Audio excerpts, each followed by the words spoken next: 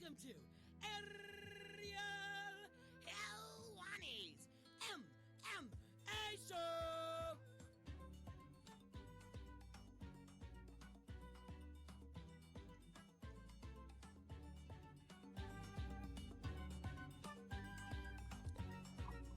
Back in your life on this Monday, March 30th, 2020. Hello again, everyone. Welcome back to a brand new episode of DC and Helwani. He might be there or he might be there. No one knows. DC, my man, how are you? What's up, Ariel? I'm doing good, man. I've been waiting 7 days for this. I know. I've got so much to say. I've been waiting.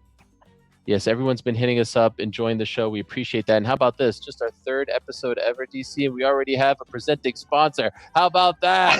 Rolling in the dough. We are presented by our good friends over at Modelo. We appreciate their support very much. They have picked the right team to be a part of. So thank you very much to our good friends at Modelo. Support them because they support us. And you'll be hearing about them later on in the program. But for now, DC, I want to ask you the most important question right off the bat. What do you think of my gamer headset that I got? Do I look good or what? Do I look like DJ? What do you think? Max Holloway? I was going to say, I saw DJ with those in like 2012. You bought the retro version of the headphones? Did you get them off eBay? And how much did you get them for? I got them off. These aren't good? The gaming headsets are so much better now. It's insane. Why did you pick those? These are bad? I thought they're great. No, I'm just kidding. They're beautiful. And I just love the black and green from Xbox. But it's hard for me to always give you compliments. I can't always compliment. Well, I felt like my audio was a little lackluster compared to yours last week. So I upped so the now stakes. we switched. Now we switched, yes. I got the headphones in. You got the thing up there. My beats are dead. How are you hanging in though? Like a week later, you doing okay? You losing your mind? I saw you got a little haircut there. What's going on? I did. Look at that. Hey, you know a thing that we took for granted so much before? The thing that you want more than anything, you don't want to be cutting your own hair. I just got one. Like I got mine like maybe 5 minutes before the show, so like I can still feel like the hair like itching inside the collar of my t-shirt. It's so fresh and new, and I feel good. Who did it?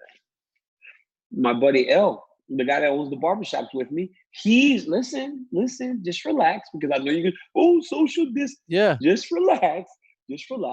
Family, right? Family can be in your household. So my niece, Zori, her brother Bronze, L, and my sister-in-law, Kiana, they came because if you're gonna quarantine, you might as well quarantine with someone that can play video games with you. And that's what L does. And haircuts, I mean, it's perfect. We even built a fence. We built a fence for my dogs because the one that I built last week, it was absurd. The fence things are this big. My little dog just walked right through and escaped. It was the biggest waste of time ever. So we built a new fence, and to this point, it has worked. So you're getting bootleg haircuts now? Bootleg? Well, at the house haircuts. Right. Listen. God, I did my own. Look at this. I did my own last week. You said I was... You insulted my hair last week. You remember that, right? And I took it to heart, so I cut it. Last week, I told you how we are starting to accept you into the Black community. That's right. And then you go and say something like this and act as if you don't know. Actually, that shit down. You're going to say some stuff about not knowing about home haircuts. That's one of the first things in the Black community. Home haircuts are everything. We've all had home haircuts. We've all done home haircuts. Like, I learned to cut hair in my mom's house when I was a kid. So that's one more thing that you need to store into the bank when talking to a brother, that you got to understand home haircuts. That's a thing. So it's not a bootleg haircut. It's just an in-home haircut. Okay. Well, I'm now a part of the brotherhood because I did it myself last Thursday. So I feel good about that. Obviously, no one wants to hear us talk about haircuts. They want to hear us talk about some news, and some pretty massive news has happened. 2 bits of news since we last spoke. Number one, let's start with the new news first. This morning at around 5 a.m. Eastern time, Khabib Nurmagomedov, your guy, on Instagram Live, all the rage these days, telling the world that he is in Russia. He went back home to Russia around a week or so ago. And now, as a result of the Russian government saying they have closed the borders, he cannot leave. He was under the impression that the fight against Tony Ferguson on April 18th would take place overseas. And now the UFC is looking at locations in the United States. He can't leave. Tony can't enter Russia. So it appears as though that fight is on life support. And as a result of that, the UFC has reached out to Justin Gaethje, who just so happens to be managed by the same management as Khabib Nurmagomedov, and they've offered him the Tony Ferguson fight on April 18th in this undisclosed location in the United States. And as a result of all of that, Ferguson's still contemplating, Gaethje's still contemplating, and we have a flood now of people who have thrown their names into the hat. The likes of Dustin Poirier, Tyron Woodley, Colby Covington. Everyone wants a piece of this pie. What is your reaction to all of this that just happened like 3 or 4 hours ago? I mean, that's crazy. I was tucked into my bed, resting, and all this is going on. So Khabib's out.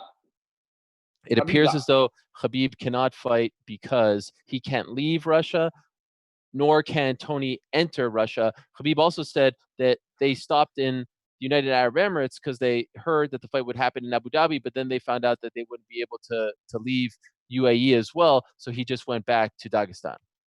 And he's in Dagestan right now. So it seems to me, right, like because this thing is so up in the air, a lot of miscommunication going on, right? Because if you thought the fight was going to be there, then Khabib leaves. It's like, okay, fine, go home, go there, wherever you to Abu Dhabi. But then they say Abu Dhabi is doing no fights now. Now you're stuck. So now your champion is back home and can't get back into the country. That's crazy. It's hard to make plans in a time like this. And I think when you see Dana on those, he's on videos about every day talking about every time I hit something, there's a hurdle, right? I think these are the hurdles that he's referring to, because I'm sure that Khabib didn't just leave the United States. He was probably advised that it was safe to go to train there. And now he finds himself on the out. I mean, this fight is so cursed.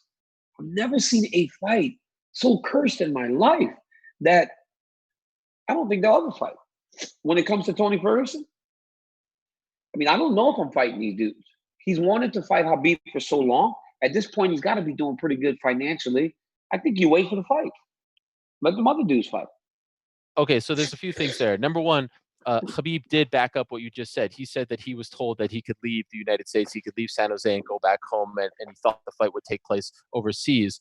To me, there's a couple of red flags there. Why not stay in the same country as Tony? Because at the end of the day, if you're in the same country, you're in the same boat. For you to leave America and to be completely separate from him, you're thus ensuring that this fight can't happen. No, that's not necessarily true. I think you're jumping the gun a little bit. How so? Because we're thinking about him as a fighter, right? Khabib the fighter. You're not thinking about Khabib the father, right? You have the father's telling you go home to your family, your children, and your wife, and your father, and your mother. The fighter's saying, I need to make this fight happen. At a point, when do you decide the level of importance? And I think, to me, it sounded like he went to do the fight because they told him it was going to be in Abu Dhabi. They said that's where to go. That the fight was going to be 99% done or something like that. Go to Abu Dhabi. Go to Abu Dhabi. That's where we're fighting. And then now they tell him he can't fight there. So it's like you go home to your family. You don't come back to the United States. Fair point. And I think that anyone, bless you, by the way. Thank you. Nice job on the elbow. Elbow cuff. It's a tough spot. And I don't sit here and criticize Khabib. I think first and foremost, everyone should be with their family right now. If he just came out and said, like, I went home because I was concerned for my kids, my wife, my dad, my mom, who can begrudge that? That's why I think this is putting everyone, as we talked about last week, in an awkward position because you have to keep training. You have to be away from your family. He doesn't live in San Jose, obviously, with his family. They're back home in Russia. So it's a very awkward spot to be in. It's a very tough spot. But here's the one thing that I don't necessarily agree with you on. All right. If they're going to try and go through with this, and we'll talk about, the roadblocks that come with that. If you're Tony Ferguson, you don't know when normalcy resumes. And oh, by the way, which show told you that when normalcy resumes, they will reshuffle the deck and try to put on the biggest fights possible? Conor, Khabib. If you're Tony Ferguson, you have a payday hanging over your head right now in 3 weeks, and you've been training for this fight. Okay. Why not just take the payday? I'm wrong. I'm wrong. If you're Tony Ferguson, you fight. Because guess what? Like you said, let me tell you who you don't fight. All right. First off, you do fight, but there are a couple guys you don't fight. You don't fight a Gilbert Burns. You don't fight a guy that fought in Brazil.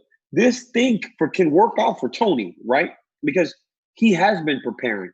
All these dudes throwing their names in the hat, they haven't been able to train because they had no fights on the book.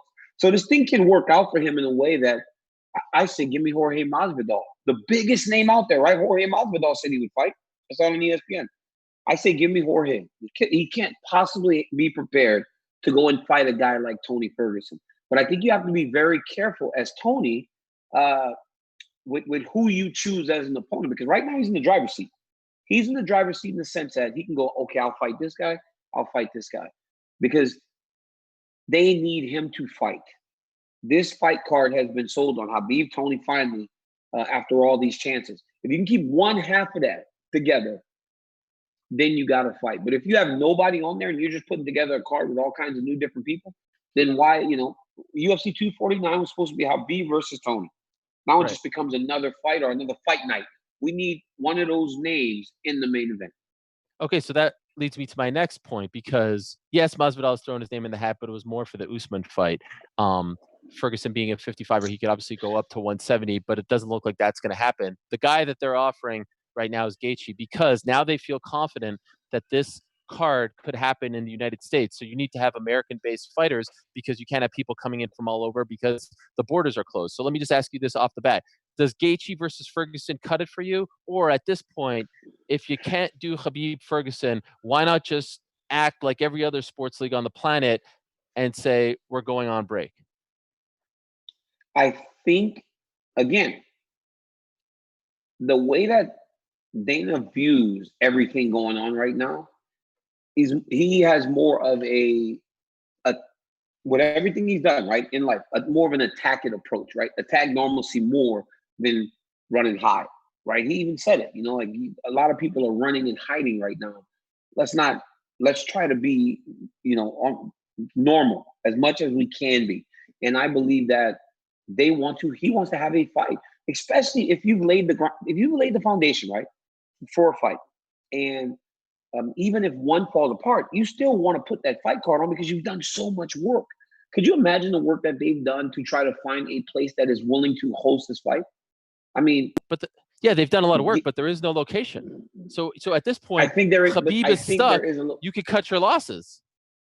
But Tony Ferguson versus Justin Gaethje does get it done. I mean, it does get it done. That's a crazy fight. Gaethje versus Ferguson is guaranteed to be a fantastic fight. Ariel. It is. It is. But at the end of the day, they were telling us that they were going to do everything in their power to keep 249 intact, which is Khabib Ferguson. If it's no longer Khabib Ferguson, then why go through all these hoops to do Ferguson Gaethje? Just wait till. Why not just wait? When is the thing. But until when? That's the thing. You know what I'm saying? Like, until when? When are you waiting for? I mean, I saw something yesterday. The NBA they're starting to look at plans where they're going to try to move everybody into one city or two cities, Las Vegas, and have have them playing basketball games in front of nobody, and all living in a hotel. No, everybody wants to get back to business. The UFC is just more aggressive in the approach to getting back to business. So I think you put the fight on, and if you can get Justin Gaethje to agree to this fight, now I believe this is a pay-per-view main event type of fight, especially in these times where people don't have many sporting things to watch. People are tuning in to watch Tony Ferguson fight Justin Gaethje. And not only are they tuning in, we are getting so many new fans because this will be a war. It will be a fight that people will talk about for years. If you were scheduled to compete on this card April 18th, would you feel comfortable going through with it as a family man? Would you feel comfortable fighting in, some place in America here, tribal land, some closed off place? How would you feel? I'm going to tell you right now, for me, it's a little bit different, right? So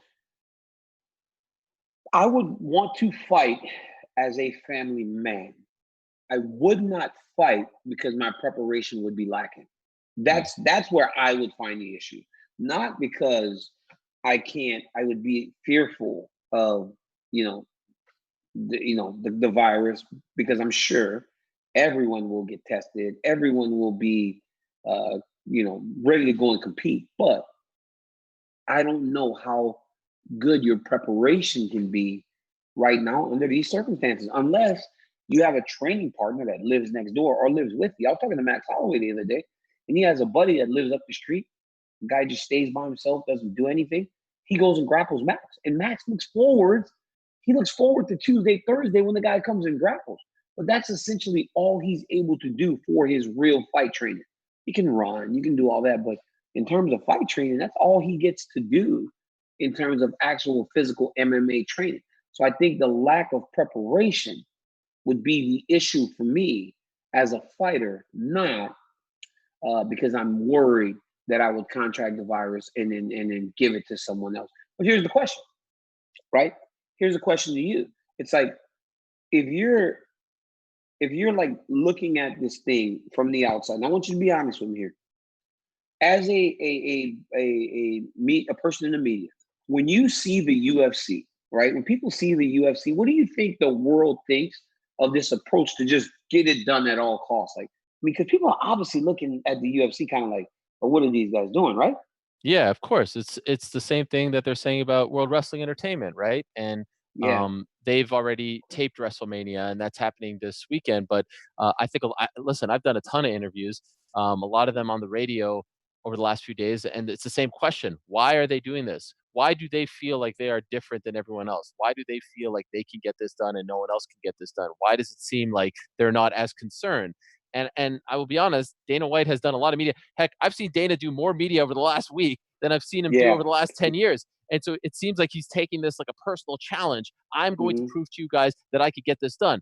But if we're being 100% honest, he's coming across many times as being tone deaf, because he says, if I get the coronavirus, then so be it. But as you know, DC, it's not just about you. It's about how you affect other people if you have it. Because we hear from a lot of famous people who have coronavirus, who are positive, who are asymptomatic, meaning they don't have any of the symptoms. But you could be asymptomatic and then go up against someone who has an immune deficiency disorder or is sick or whatever, and you get them seriously ill. That's why it's important to stay home. That's why it's important to, keep your distance, all that stuff and more. So it's, to me, I think they think that they'll be applauded for it. But I also think that there's some detractors who are saying, and he's blaming it on the media, and he's saying the media is being too negative. No, I think there's sane-minded people who are saying, hold up, if everyone is taking a break, why is the sport that is that close in contact the one that thinks that they could be forging on? I feel like a lot of times you have two sides of the coin, right? Like this morning I was watching First Take, and they were talking about Kirk Herbstreit said, I don't think there's going to be NFL this year, no college, no NFL. But then the guy that calls the games with him was like, I'm much more positive thinking, right? So when you're out there and you're doing these interviews and you're talking to people, like you said, I know there are people saying, why? Why are they different? But I mean, is there not, you don't feel like there's the other side of the coin? Have you not gotten the other side of the coin too? People going, you know what, man, it's kind of like something that we would look forward to. I mean, we're watching classic games every day because we miss sport. Some people need sport. Absolutely. But guess you've what? never come into contact with it. Absolutely. I would love to watch sports right now. I miss the NBA dearly. But guess what? My dad would love to go to work too. He can't go to work. Like, sports is not above this thing, right? It's crazy to think that, like, oh, the entertainment. No, sit at home, watch your Tiger King, watch your old episodes of whatever, and wait like everyone else, because this will not. If everyone starts to think that they're above it, this will never end. You know what I mean? And that's the part that makes me feel a little uncomfortable. Like, I understand why you wanted to put on Khabib Tony, because it was just a fight that everyone wanted to see, and it was 5 times and this and that. But now my feeling is, and look, I'm not trying to poo-poo. I know Dana has this whole thing that the media is trying to like poo-poo this fight. You haven't heard me say any of that. I'm not trying to get into that battle. It's not the time to get into that battle. But my question is, if that fight is no longer on the table, if Khabib went home to be a father, and much power to him, if he felt like that was what he needed to do, he owes that to his family much more than he owes us anything. Why go on with this? What's the point? Is the question. I just feel like, for me, and this could be selfish. Personally, I want to watch a fight. I want to watch a fight. Watch an old fight. I want to watch it. I want to watch a fight. I watch old fights every day. Ariel, I watched Brian Stann fight yesterday. I'm watching fights every single day. But I want to watch a fight, man. I want to sit on my couch and I want to turn on the UFC and all those fights that I took for granted, those early Fight Pass prelims that I didn't pay attention to. I want to go. I want to watch that. I look forward to the Fight Pass prelims. And then think about this. Imagine all these fights that they could put onto this fight card and make it a good fight with all the fighters in the UFC. There's actually not that many. There's not that many, DC. That's a naive way of thinking. How many? Okay. Why was it naive? Okay, Conor McGregor. Okay, what's the best card the UFC could put on right now? Conor McGregor can't get to the United States, right? Can't fly. Khabib Nurmagomedov can't fly. Hold on. Let me. So let's go. Tony. Yeah. Tony. All right. Tony v. Justin. That's one. Let's do Jairzinho, Rosenstrike versus Francis. That's good. That's good. But we're not talking greatest card of all time. All right. Wait. Masvidal. Usman. Sure. Throw them on the card. Yep. But time out though. You just said what's the best fight card we could do, right? I'm giving you 5 fights. That's it, just 5. Yeah, but you're not taking into account the business. All right, go ahead. Yes. What do you mean? I'm not taking into account the business. They're just going to shell out all this money to these guys? Come on now. Dana said we want to put on the biggest, baddest fight card we could ever put on, right? You know who else is about to fight? Ooh. You want to know? Michelle Waterson was scheduled to fight somebody. She lives in the U.S. Who is she going to fight? Who knows? She's a mom. You think she wants to fight right now? No. Michelle Waterson is scheduled to fight somebody. Wait, Rose Namajunas? Is it Rose Namajunas? No, Rose is supposed to fight Jessica Andrade. Oh, I'm putting Michelle Waterson and Rose. They're fighting each other on this fight card. Hold on. You want me to put together a fight card or no? Go ahead. Now so I got a featherweight fight. Wait, no. You know what? You know who I'm bringing in? I'm bringing in Max Holloway. He's from the U.S. Max Holloway is from the U.S. How much does he weigh right now? Look. That's the thing. I'm putting Max Holloway at 170 pounds. Max is fighting a welterweight bout. Max is fighting a welterweight bout. Do you remember the great Hawaiian warrior BJ Penn fighting up at heavyweight, right? So I'm finding Max Holloway, and I'm putting Max Holloway in there against. Let me see who they got around here. 170. Come on, give me a couple names. There's a couple names. Dustin Poirier rematch? No rematch. No, we're over that. No rematch. I don't want that. I don't want that fight again. I can't go. Tyron Woodley's active, or do you do Woodley Covington? I'm surprised you didn't do that. Oh, I'm putting Max Holloway. Wait. Okay, so I'm doing this one. I'm doing Woodley. I got 6 cards now versus Burns. Oh, Holloway versus Covington. Now what? We get the business. That's a horrible idea. Wait, you're gonna have Woodley and Covington fight on the same card, but they're not gonna fight each other? But not against each other. No. Why? Because I like the slow build, right? Like I'm an old school wrestler guy. I want the slow build, right? I want to see the Macho Man Russell Hogan and the Warrior beat the Honky Tonk Man, knowing that at some point, it's gonna come together. At some point, it's coming together. At some point it's coming together, and that's my UFC 249 DC edition. Boy, let me tell you something. This right here. Hey, look at the guy stuck Michelle Waterson in there with Rose. I didn't even realize that they fought already. They did fight already. They did. They had the dancing and all. No, that's when they fought. That's when she fought Paige. Oh, but they did fight in Kansas City. Oh, hey, you also got. Hey. You also got Amanda. I could put Amanda in there with a title fight versus Megan Anderson. I mean, they got so many fighters in the U.S. to choose from, and every one of these people would fight. I can tell you right now, as a fact, every one of these. I might bring Ben Askren out of retirement and have him go fight somebody real quick. Come out of retirement, right? Ben, go fight. Go ask Masvidal for a rematch. See if he's willing to give you a little bit more. You didn't get to really fight last time. He's been asking a little bit. Wait, so have we dropped the idea? By the way, what about poor Ion Cutelaba, who last week you said couldn't make the cut? He's now waiting in Las Vegas. He's got to be in. Iwan's in, dog. Cutelaba. Iwan's in versus. What weight is he? I think 205. or 185? Let me double check. All right. Weidman. I'm putting Weidman in there. Oh. Iwan Kutalaba, dog. Look at that. That's not a bad idea. I'm putting Weidman in there with Kutalaba. Look at that. Oh, he's 205. Well, Weidman could go up. Man, Weidman could fight him. Oh, wait. Corey Anderson is ready to get back to business at this point. Corey Anderson got to be ready to fight at this point. You know, like, they got a lot of dudes in the U.S. that would be willing to fight right now, Eric. I think Walt Harris wants to fight. Walt Harris. And by the way, did you hear Walt Harris singing last night? Did you see that video? Did you see that? You know what I asked? I said, Walt, could I please have the Fantasia app? Do you know who Fantasia is? Because they got an app on the internet that makes you sound like Fantasia. I want to sing like Fantasia. Not as good as the Wonder Boy dancing video. You saw that? Hey, what about that dude? What about Wonder Boy? Wonder Boy was fight. But wait, here's what you're not taking into account. You're going to put one mega card. Okay, fine. I'll concede this is a great card. What about all the other fight cards? The cupboard's going to be bare. Bro, I'm telling you, as I told you last week, Helwani. Yeah. Once this one's done, we're off for a while. You guys will have plenty of time to recover. I told you this last week. We're going all in on this one. We're going all in on this one because it's going to be a minute. It's going to be a minute before we get back to business. People loved your idea of picking people up all over the world. Why are you dropping that? Travel bans? No, because travel bans, they shutting down borders. I mean, we ain't just going to sneak in their country. We're not going to just sneak in the country. You know, we're not spies.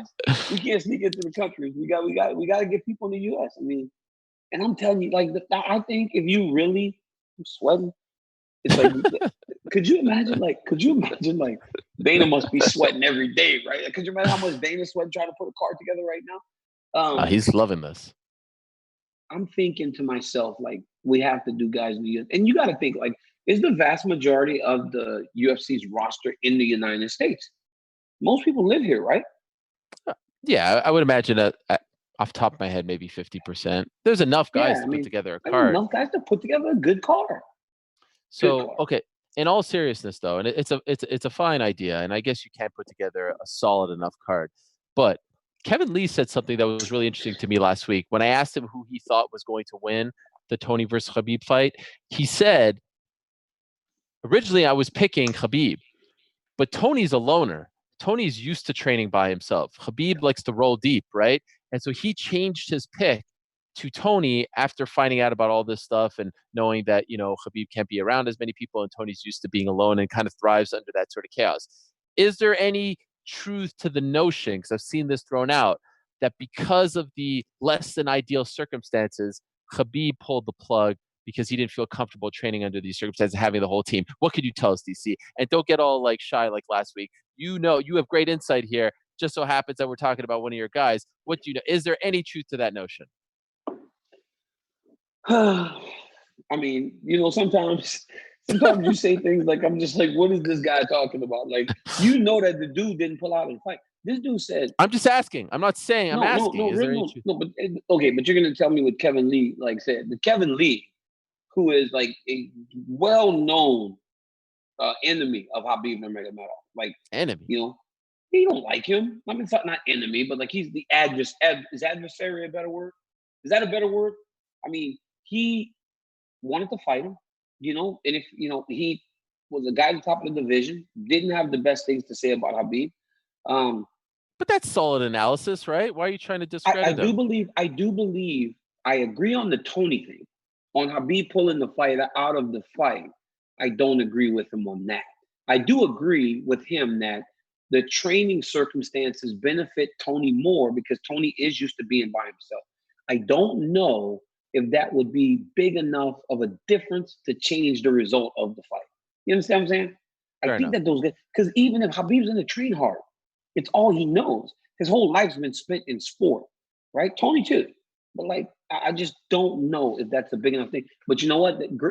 That's a great thought by Kevin Lee. Like that's a different layer that it doesn't just jump off the page, right? When you start looking at the fight between the two, it doesn't just pop out like, oh, you know, Tony Ferguson is probably more used to dealing with these types of things. Okay, so as of right now, like, what does your gut say? What happens on April 18th? Is there a card or no? There is a card. Oh, really? Jairzinho is going to fight Francis. Tony's going to fight Justin. No, I don't know. I bet Iwan's gonna fight though. Kutilava's gonna be in there. Hey, Kutilava, if he has a chance to fight, this dude's in there. This dude's in there. Like I know one dude that this dude went from no seat on the plane to in the fight card. This dude's in there. Let's go, Iwan. Let's go, Iwan. Let's go, big. Oh, Sarge wants to fight. Sarge wants to fight. They got a lot of people ready to fight. Sarge wants to fight. John Vellante, not so sure about that. But in any event, we'll see how this all plays out. We could do a whole hour on this, but we've got another big topic to talk about. Before I get to that topic, let me tell you a little more about our good friends over at Modelo. They are brewed for those with a fighting spirit. Modelo is the official beer of the UFC. Also, they have partnered with the likes of Amanda Nunes and, of course, Stipe Miocic. The fighting spirit, DC, as you well know, means never giving up, even when the odds are against you. With fighters, it doesn't matter where you come from. It matters what you've made or what you're made of, excuse me. The same can be said for beer. Modelo has been the gold standard since 1925. Modelo is a crisp Pilsner-style lager that set the standard for authentic Mexican beer. Modelo uses premium hops to give the golden lager its crisp taste. So when you're watching the next big UFC fight, perhaps on April 18th, make sure you have a crisp Modelo Especial within reach. Modelo, brewed for those with a fighting spirit. And also, we want to remind you, please drink responsibly. Beer imported by Crown Imports in Chicago, Illinois. And so we appreciate Modelo. Yes, DC. Especial. Modelo Especial. It's my drink of choice. It is a fantastic beer. I didn't like it before. I didn't taste it. But I moved to Gilroy. You know what I'm saying? I'm in the Spanish community. They gave me a couple Modelos. Went to a couple barbecues, had a couple Modelos, and fell in love with the beer. It's the best beer on the market right now, and I'm being serious. It tastes good, man. Modelo, but it's not especial. It's like it's Modelo Especial. My bad. Okay, yeah. I'll get it right the next time. We appreciate them very much. All right, DC. So if all this Khabib stuff didn't happen, topic number one today would have been Johnny Bones Jones. Everyone since Thursday has been waiting with bated breath to get your take on what happened with Jon Jones. We find out on Thursday morning that he has been arrested once again in Albuquerque. Next hearing is April 8th. A DWI, didn't have insurance. They had the gun found in his car. And so everyone is wondering what DC, the man who will forever be linked to Jon Jones, thinks about all of this. What were your thoughts when you found out this latest news regarding your rival, Jon Jones? You know what was crazy? Wait, what did you say at the beginning? He got arrested? Oh, Jon Jones has an ability, right? Like, just think about this, right? Jon Jones, he gets himself into trouble. But every time he gets into trouble, there's always something that comes along bigger, and he kind of like runs it out of the news. What was it the first couple times? Like, it was like he got in trouble, and then something else happened, and then something else happened. Like, he's been lucky in a sense that when he's going through stuff, there's always been like other things that kind of come and almost like overtake the news of him being in trouble. But by the way, that wasn't the case on Thursday when this happened. There was literally nothing going on. You made it sounds a horrible time to get in trouble. I mean, but this would be going on for weeks, you know, for an athlete of his caliber and of his notoriety, normally. You know what I'm saying? Like, people they'd be talking about it today. It was on. I thought I saw Max Kellerman discussing it last week. It was big news. But with that being said, you know, I was when it was happening, people started putting up these videos of Jones and I. We did a sit down with Joe Rogan a while back, and I was talking about how it would be very difficult for him to change if nothing around him changed. And for a guy that has these issues, whether it be alcohol, whether it be drugs, that dead time is your worst enemy, because all those vices start to pull at you whenever you're just sitting home with nothing to do, especially if you're not a person that does that a lot. And seeing him get into trouble again, you know, a lot of people in my circle, they text me almost celebratory. But that's not me. Like, I didn't celebrate it. I didn't celebrate the kid getting in trouble again. I don't think that you should celebrate someone in their darkest celebrate or dance on someone's grave in their darkest moments, because you don't do that to people, man. Because ultimately, are you a human being, or does this competition overtake everything? And I don't.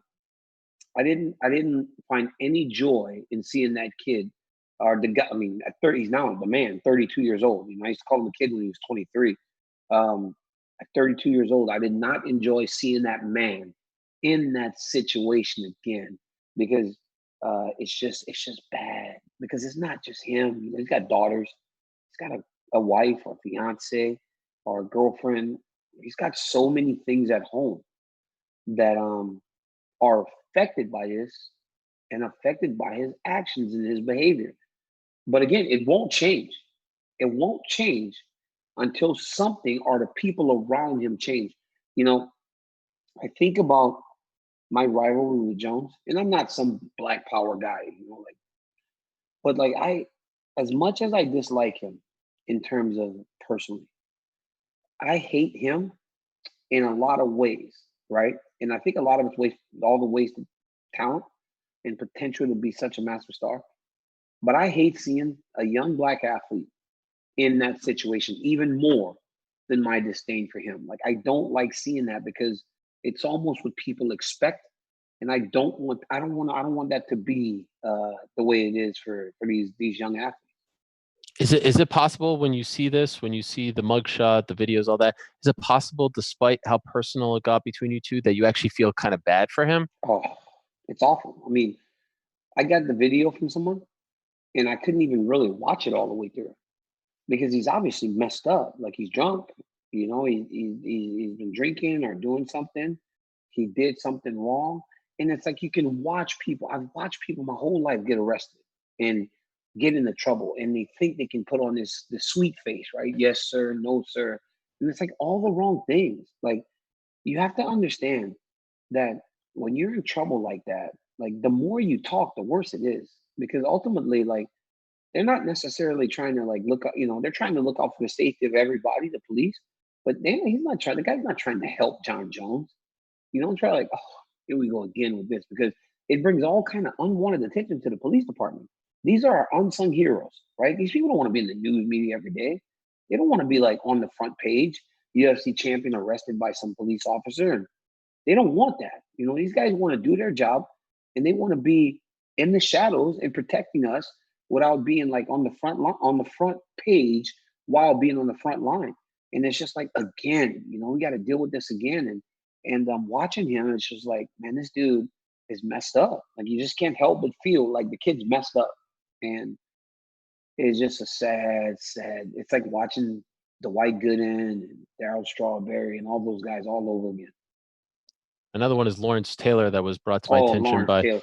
Is that crazy? Is that not the craziest thing, though? Right? You see all these great legends of the sport, like, they're on TV now. They're doing things still in the sport. Where's Lawrence Taylor? Is Lawrence Taylor alive? He is alive, but he's had a very troubled past and a lot of parallels there. Officially, by the way, I just want to mention, he was arrested in New Mexico, in Albuquerque to be exact, for aggravated DWI, negligent use of a firearm, early Thursday morning. He was also charged with possession of an open container and no proof of insurance. He's not in custody anymore. Like I said, his next hearing is April 8th. But it does, when this happens, DC, I think back to, like, my previous interviews with him, right? And I did two big ones over the past year and a half.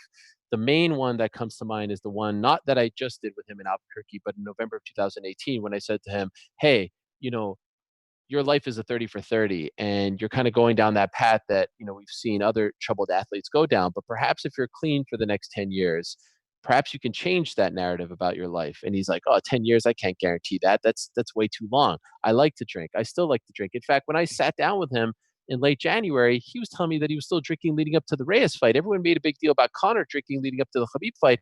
And I was shocked that no one was making a big deal about Jon drinking leading up to that fight. Also, he told me in November of 2018 that, he checked himself into rehab after his mom died and after he got stripped of the belt after beating you. And he told me he was going to go every summer to rehab to try to cleanse himself. Well, I asked him in January, did you go back to rehab? He said, no, I don't need it. These are all warning signs for me that this is a man who hasn't changed, who hasn't figured it out. And I worry about this. he's still 32, right? What happens when he's 41? If he doesn't change his ways, what happens when he's 42 when no one's asking him to fight? Because when he comes back, the UFC is going to put him in another big fight. He's going to be booked again, and the train will keep rolling along. Do you see anything in this guy that allows you to believe that he is going to change his ways, or are we going down a very, very dangerous path? I got to be honest, man. For as much as I don't enjoy that, I don't bask in it. I don't. It's not going to change, Ariel. As much as it sucks, it's not until someone takes a drastic action to show him that the behavior is unacceptable. I mean, you got to imagine how many times that he's done this, right? From the drug failures to the getting suspended to the actual, because it's all elevated, right? It's gone from bad to worse to worse to worse. And this is not worse on its own, I imagine, because he was just sitting there in his car, right? But there was a gunshot, right? The police allege that they heard a gunshot. Could you imagine if you're drunk? Remember Plexico Burress shot himself at a club? What was he shooting at? They haven't determined just yet. He said he didn't shoot the gun. But the thing is, you put two and two together. If you're intoxicated, you're sitting in your car. First of all, why are you in your car at 1 a.m.? When you're telling people a couple of days, he was handling this quarantine thing very well. He was telling people stay at home. Well, but that's the biggest problem, right? That's the biggest problem.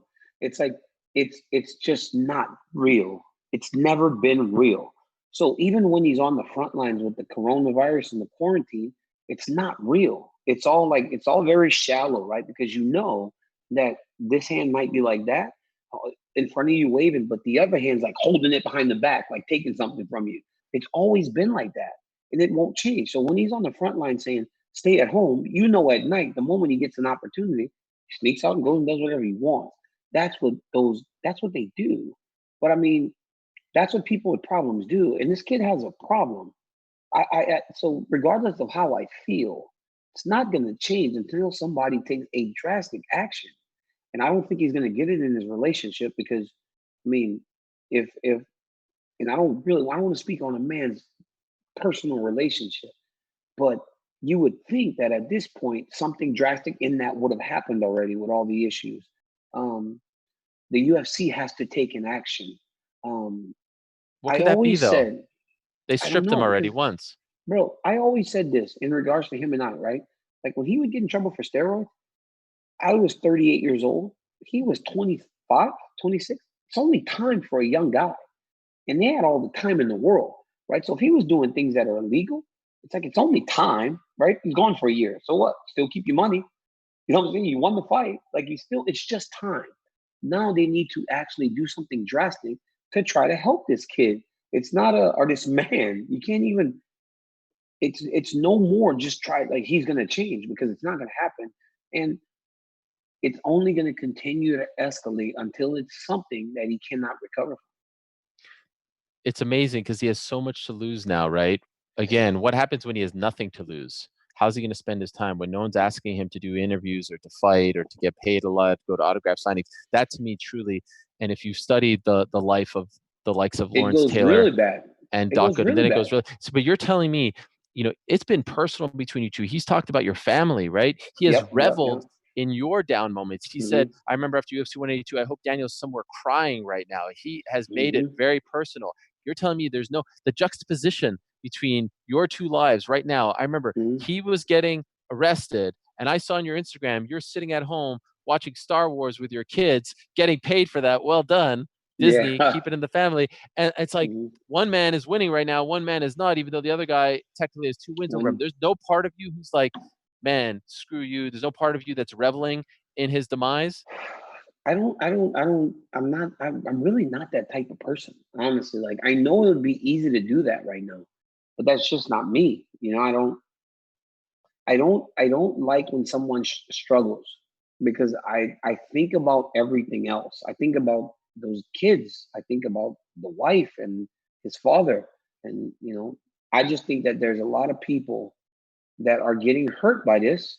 And it's not just Jones. But I just know that those people, they're probably going to continue to hurt because history dictates what happens a lot of times. And what that shows is that guy has just always been messed up, man. And it does not seem like he wants to change. I mean, he sat there and told you on camera, still drinks, still does all the things that gets him in trouble. But no, I'm the rival, right? I'm the guy that should feel like that. But what does the public think at this point? You know, like what do you think? Like, how do you view a guy like that? Because it's easy when they're young, mid-20s, to say, oh, they're young. Now, as a 32-year-old man, you got to be like, yo, enough is enough, right? Yeah, well, the audience is like numb to it, right? The fans are numb to it. And on Thursday when it happened, I think it got, you know, it got a little more attention than usual because there was nothing else going on. But honestly, when he had the incident not that long ago at the Gentlemen's Club in Albuquerque and he ended up pleading no contest, that was like hardly a story because people were like, Yeah. oh, there he goes again. And so even when I did my interview with him in January, the main reaction to it was, he was saying the storm is behind me and all this stuff. Everyone was like, we've heard this before. We've heard all of this before. We haven't seen any indication that you're changing. And I think there's a part of the fan base that's like, why don't you just own up to it? And he has now, like he said to me, I'm going to keep drinking all this stuff. But when you keep getting in trouble and you're still drinking, then I think people are just like, enough is enough. And then when you take a look at that, and then you look at his performances as of late, I thought he lost against Reyes. I think there's some people who think that, excuse me, I'm back. Sorry, I was getting a call. I think there's some people who thought he lost to Thiago Santos. Then what happens? Like you start to now, you could get away with some of this stuff in the public's eye if you're superhuman. But if you're actually like winning these fights by the skin of your teeth, now the public isn't, I think, going to be as willing to back you. You know what I'm saying? And I Mm-hmm. think we're seeing that because no one is backing him and everyone's just kind of like rolling their eyes at it. It's sad, but I remember when him and I fought and I lost that second fight and I felt like I thought it was over, Ariel. Like I thought it was over. I was like, man, I lost to this dude again. My days as a champion is done. My life's gonna change so completely. And then I went on to have the biggest year of my life. And then the Stipe thing. But I like with Stipe, it's like I lost to him and nothing changed, right? Like I don't have a belt, but like nothing changed. Like you said, the Disney thing and Jones is getting arrested. I just think that as time goes, the universe kind of starts to straighten itself out. I wasn't supposed to win those fights. That's it. The universe may have been tilted a little bit, and then it straightened itself out, right? We were both champions, and then I'm not a champion. And then he's the champion, and he's back on top. And then now I'm starting to get all these deals, these blue chip sponsorships, and I'm getting these jobs and everything, and it's starting to straighten itself out again. It's just the universe kind of has a balance, and in that balance between him and I, it's always been like on that side of things, he gets the upper hand, but then in everything else, I've been the one that's been winning. So it's a rough thing to watch, though, for a guy that I felt could have been the biggest superstar in the UFC history. Yeah, it's amazing because some people already say that he's the greatest of all time, and you wonder he could have even been better if he wasn't so self-destructive, right? I think, yeah, yeah, but bro, like I don't like this greatest of all time thing when there are so many things attached to someone's name. I don't think it needs to be as crazy as Barry Bonds' situation where you can't go into the Hall of Fame because what about all the years before Barry Bonds turned into Superman? Like remember when Barry Bonds like just got sued? What about all those years when he was playing for the Pirates? Right? The Pirates, right? He played for the Pirates? Yeah. Yeah. He was, I mean, dude probably was a Hall of Famer then before he went to San Francisco. What about all those years? Like they just completely discredited that and won't let him in the Hall of Fame. I don't believe that it should be that extreme, but I do believe that at a point you have to stop considering these guys with all these bad tests tied to their names the greatest of all time.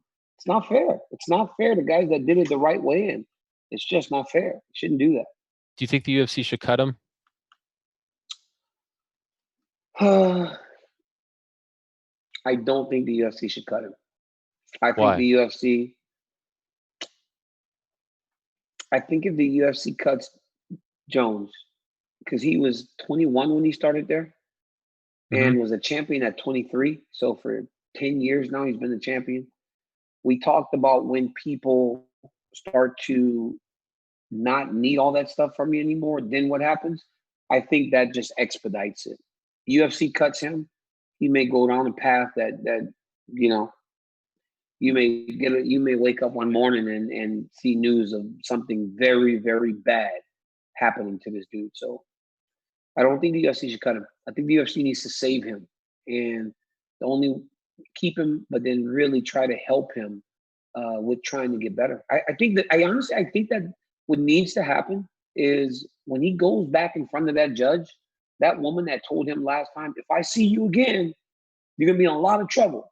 I think that lady or whoever that was needs to really put their foot down this time and demand that he sees the error of his ways, because I was a bad kid, Ariel. And when my mom and them didn't beat my butt, I kept being bad until eventually they beat me and they got me straight. And I think that's what needs to happen with this man.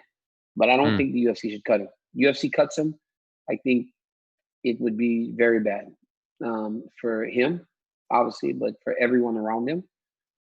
And I just think that it would expedite what's going to probably.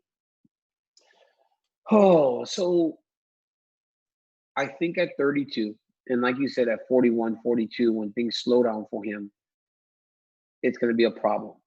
But at least there'll still be 10 years to try to fix it if he stays in this organization. If you put him out on his ass now, it may happen much sooner. And you don't want to see that. I don't want to see that. So. And we all know someone else would sign him and try to get him back to fight the moment the UFC would release him. I don't think they're going to release him. I don't think they're going to seriously punish him, but I do like your idea of helping him get help. I just saw an E60 on Rex Chapman. Do you remember Rex Chapman? Yep. Who's now become like a social media superstar. This guy got in trouble with the law, was caught stealing things from an Apple store, but also was addicted to painkillers, went to rehab 3 times. First 2 times didn't stick. Third time went back home to Kentucky where he's king and where he grew up. And for some reason it stuck then, and now he's clean and whatnot. Maybe getting out of Albuquerque, going back to upstate New York, being around his family can help him as well. I mean, every time I spoke to people, I went to Albuquerque and did a show. All the people that grew up there, they don't talk glowingly about Albuquerque. Like, I'm not trying to just like crap on the town, but like Tim Means, like, it's a rough place to grow up. It's a rough place to live. Diego Sanchez, it's a rough place to grow up. John Dotson, it's rough around here and it's tough to grow up. I mean, maybe it's not the environment for this dude to succeed. Maybe it's just not the best place to be for a person that has alcohol and have addictions. So we'll see how it all plays out. A very unfortunate turn of events. I watched the whole clip of the police body cam footage, and the end when he's crying. Regardless of what you think of him, that hurts. You feel bad for him. You feel bad for him. You feel bad for him in that sense. I felt worse when I was trying to watch the video when he was trying to do the sobriety test. That's what I felt worse, because I felt like he knew he was going to fail it. So he was asking multiple questions to not do it, and I was like, I feel like, because then it almost looked like he turned back to a little kid that got caught doing something wrong. And like I said, I don't like seeing a young black man in that situation. The crying, I got arrested one time when I was 18 years old. I got into a fight when I got to junior college. They arrested me. And you know what I did? I cried because I was drunk and I was very emotional. And I think alcohol makes you emotional when you get into some stuff. So I think a lot of those tears were for those reasons, but also knowing that it's a history of these types of things. And I think that he knew that, man, this is going to blow up and my whole family's going to have to deal with this again.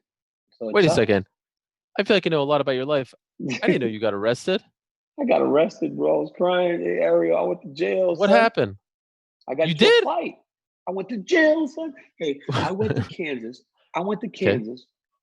And this guy, we were at a party. Guy started talking crazy. Everybody's all drunk, 18-year-old kids. Drank a few beers. Well, I never drank. I think I was 19. Never drank. Everybody, you got to try it. So I did it. Dude ran to hit me. I hit him first. Dude fell down. Blood and bleeding everywhere. I went to jail. I was in jail. I called Mom. Dude, I was crying so bad, Eric. I thought my life was over. As a 19-year-old kid, had not even wrestled a match yet in college. Went to jail for 5 days. I was in jail so long.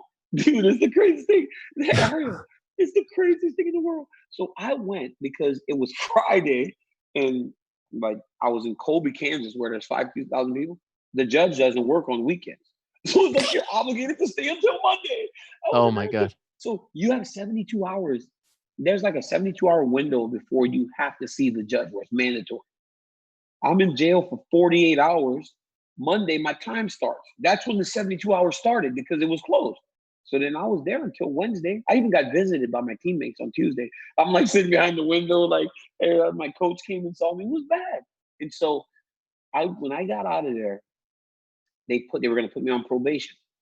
My mom, until I could pay the guy's medical expenses, right? Because he had to like wire his jaw. My mom got a second mortgage on her house, paid off the expenses to where it cleared my my record. I swear to God. And that was the only time I got in trouble. I just never did it again. Wait, were you in a jail cell with other guys? Yeah, I was in a jail cell. What was that like? Right? 1, 2, 3. I think it was like 3. So it was like maybe 6 people in there. It was tiny. Were they creepy? I did everything I saw on TV. Like I did everything I saw on TV. What? Which is like what? Mean. I was like a mean guy. I was like crazy as I could be, right? But everybody was like, it was like Kansas, right? So it was like the guy that got in trouble for like accounting. Like the guy was like accounting. Like he tried to steal some money in the accounting firm. So and there was like another guy that like maybe stole something. It was no hard criminal. The worst guy in there was a guy that was transporting drugs from Arizona or maybe New Mexico up to like the Midwest, and they caught him. So he got caught like in Kansas, and they put him in jail. We watched the World Series in there. We sat at those 4 tables, watched the World Series. Who played? Who played? You remember? 100-man dinners. They fed us 100-man dinners. And every night, I'm serious, man. I'm serious. Like, this is crazy. Every night, you go in that cell, and there's like no blanket. It's like so cold. But then it's like, it go, and then that cage closes, man. And that one time, that 5 days changed my life. Never got in trouble again. Wow. But that's the thing. Like, that's the difference, right? That's the difference in me and then other people. It's like one time was enough to get me to go, you know what? Don't be stupid, Daniel. And for other people, they just do it over and over again. So I guess the sound of that jail thing closing, the cage, is not that big a deal. But it's the worst thing ever to hear that thing closing at 9 o'clock and having to go to bed and knowing that at 6 o'clock in the morning or whatever time they decide that you're waking up, you got to wake up. So I was in there playing spades and watching the World Series and watching TV. It was crazy. This is nuts. I had no idea. You dropped this on me at the end of the show. By the way, did you get charged with anything? Like, is it on your record? No. It's gone. No, it's off because it was an assault. It was an assault. And they told me I was going to be on probation until I could pay the guy's medical bills. It was like $7,000. My mom said, I don't want my kid on probation. They was going to expunge. Is it expunged? He said, if you pay it in a year, we'll expunge it. You know, young kid made a mistake. And she got a mortgage, second mortgage on her house, paid it off right away. And then I was done. Never got in trouble again. Do you know what happened to the kid? No, actually I don't. I think I like saw that dude one time, but I never really we just kind of like steered clear of each other afterwards. You know, I apologized. And, yeah, it's crazy. I was in jail, man. Bad stuff, dog. Bad. Damn. I feel like we're learning so much about each other. By the way, I was never in jail, just for the record. Never? In case you were wondering. No, I don't know if you believe me or not, but I was never in jail. You look like a hardened criminal. I was sent to the principal's office once. In your life? Yes. You want to know why very quickly? The Knicks were playing the Pacers in 1998. The Pacers eliminated the Knicks. A kid was in the hallway and said, how about them Knicks? Knicks got eliminated. I was mad. So I took his head and smashed it into the locker room. Oh, gangster. Big time gangster kid, huh? Because of the Knicks? Because of the Knicks, So you must be fighting people everywhere you go now. Those horrible Knicks. It's a whole different thing. DC, we're wrapping here because we're almost out of time, and there's so much that I didn't get to. This is unbelievable. I feel like we can go another hour at least, but we have another sponsored element in the show that we need to get in before we go. This is the DC Tip of the Week. Your tip of the week brought to you by Modelo, setting the gold standard for authentic Mexican beer since 1925. Modelo, brewed for those with a fighting spirit. So this is what I want to ask you, DC. In case you missed it last week, the IOC announced that they are postponing the Olympic Games. You are Mr. Olympics. And so could I ask you two things as we wrap this bad boy up? Number one, your thoughts on the Olympics. Imagine being an Olympic athlete literally months away, and they tell you got to wait another year. And number two, a tip, if you have one, to all those Olympians who are getting ready mentally and physically for the games and now are being told, hold up, take your foot off the gas. You now have to wait another year. I think the Olympics being postponed was the right thing, right? There's so many athletes coming from around the world to participate in the games that it would be the most difficult situation to try to contain the spread of this virus, because there's just no way.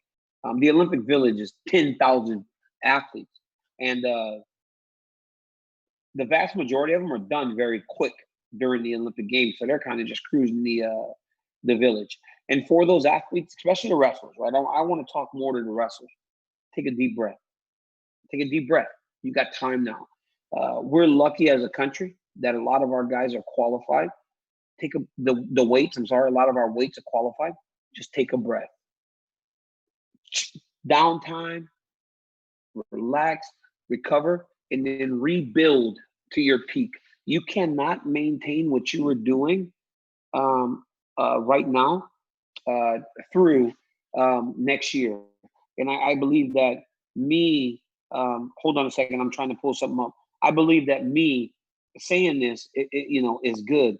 But I believe that all you got to do is go to Jordan Burroughs, who's just not only a fantastic wrestler, he's a great leader of men.